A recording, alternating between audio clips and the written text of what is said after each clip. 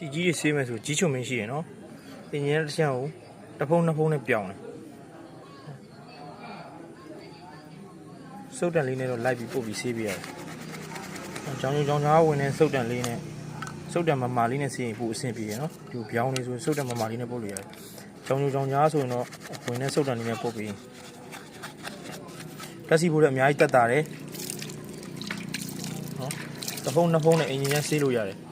ဘယ်တော့မှမကုန်ဘူးဒါအောက်သားမီးမနာတဲ့အင်ဂျင်ချမ်းတွေဆိုတော့တက်တယ်မီးလာလို့ရှိရင်တော့အောက်မှာအမဲလေးတွေကျန်တယ်တက်ထူတာတိတ်မလှဘူးမီးရနာထားတဲ့ကြွတ်ကြိုက်ထားတဲ့ဆိုရင်တော့အမဲလေးကျန်မယ်အပေါ်ကစီကြီးကတော့ပြောင်းသွားလိမ့်မယ်နော်ဒီလိုစီကြီးတွေဒါနဲ့တန်းဆေးပါဓာတ်ဆီနဲ့ဆေးကြမလို့ပါဘူး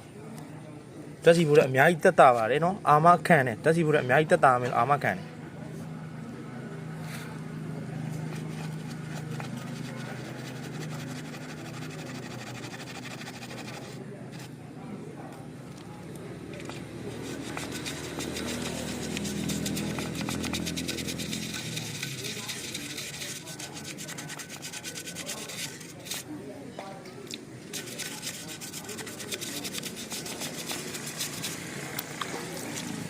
ဒါကတရုတ်အင်ဂျင်ချမ်းတွေပါယူရီးယားအင်ဂျင်ချမ်းတို့ဂျပန်တက်ထုတို့ယူရီးယားတက်ထုတို့ကပိုလှပါတယ်နော်မီးရနာထားရင်တော့အောက်မှာမဲပေါက်လေးတွေကျန်မယ်တက်ထုသားတီအောင်အောက်သားမတက်ပါဘူး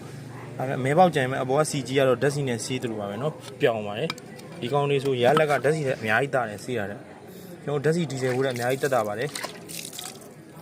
မှာမယ်ဆိုလို့ရှိရင်ကျွန်တော်နာမည်လိပ်စာလေးပို့ပေးရမှာမယ်နော်အရင်ဝေချင်တဲ့ပို့ပေးပါတယ်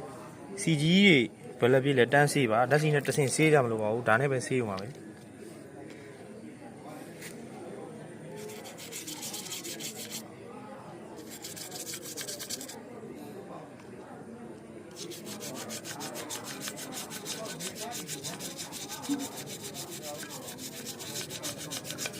ကျွန်တော်စီကြီးနဲ့အထီလို့ဆေးကလုံးသွားတာပါ